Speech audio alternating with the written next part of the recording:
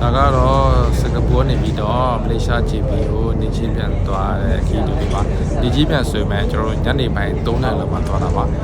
မလေးရှားကိုမသွားခင်တော့ပထမဆုံးကျွန်တော်တို့လှုပ်ဆောင်ရမှာတော့မလေးရှား Digital Arrival Card ကိုဖြည့်ရမှာဖြစ်ပါတယ်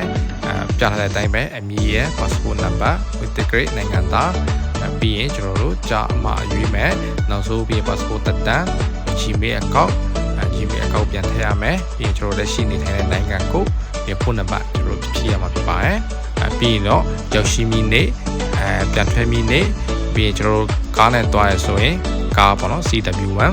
ကိုကြောင်းစဉ်ကိုကြောင်းမလေးရှားမလာခင်ရောက်သည့်နိုင်ငံစင်ကာပူနေသွားရဆိုတော့စင်ကာပူနေထိုင်တဲ့အမျိုးအစားကျွန်တော်အိုက်မှာတော့ကြောင့်အာသာဖြည့်လို့ရပါတယ်ပြီးရင်ဟိုမှာသွားတဲလဲမဲ့လိပ်စာကြောင့်ကျွန်တော်တို့ City Square Shopping Mall ဆိုရင်အဆင်ပြေပါပြီပြီးရင် poster ကိုအဂျိုဘာရူပြန်ဝင်တော့ကျွန်တော်တို့စင်ကာပူ Arrival Card ကိုဖြည့်ရမှာမမေ့ပါနဲ့เนาะအားလုံးသိကြတဲ့အတိုင်းပဲအောက်တိုဘာ1ရက်နေ့ကနေပြီးတော့မလေးရှားကိုမြန်မာ passport ကင်ထားတဲ့သူတွေက visa ဖြစ်သွားတဲ့အတွက်ကြောင့်တွားလဲတဲ့သူတွေတော့အများကြီးရှိပါတယ်ဝူလန် MRT မှာရှိတဲ့ဝူလန် bus interchange ကနေပြီးတော့ bus number 950စီးရင်ဝူလန်ချက်ပွဲကိုရောက်ပါပြီဝူလန်ချက်ပွဲစင်ကာပူဘက် immigration ဖြတ်ပြီးရင်တော့ကား9မိနစ်စီးပြီးရင်မလေးရှားဂျိုဘာလို့ရရှိပါပြီ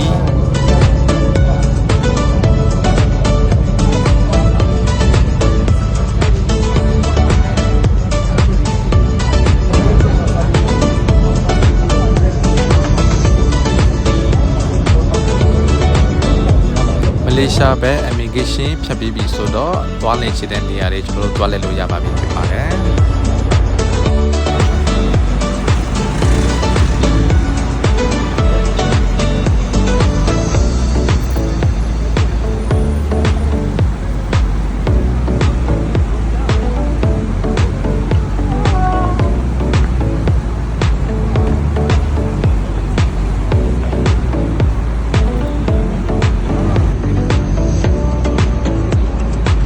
ကျွန်တော်တို့နှစ်ယောက်တော့ရောက်တာနဲ့ပိုက်စာလို့အိုက်တီလို့စားဖို့သွားခဲ့တာဆိုင်မှာကျွန်တော်တို့ယူပြီးတော့တိုင်းစားရအောင်ပါဘို့ကျွန်တော်တို့ပြန်ပြီးတော့ထွက်လာလိုက်ခဲ့ပါတယ်ရောက်တော့ရောက်ခိုင်းမေအတွက်မျက်လုံးလေးဆက်တတ်ခဲ့ပါတယ်ပြီးရင်တော့ထိုးစာတိုင်းထိုင်းဖူးနဲ့ပဲကျွန်တော်တို့ညားတော့တာပဲ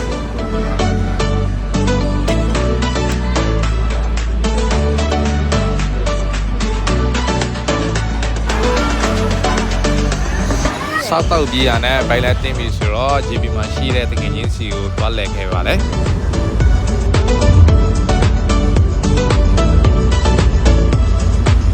ကယ်ချင်းနားမှာစကားတွေပြောရပြီးတော့ည9:00နာရီခွဲလောက်ဆိုတာနဲ့ကျွန်တော်တို့စကပေါ်ကိုပြန်လာခဲ့ပါ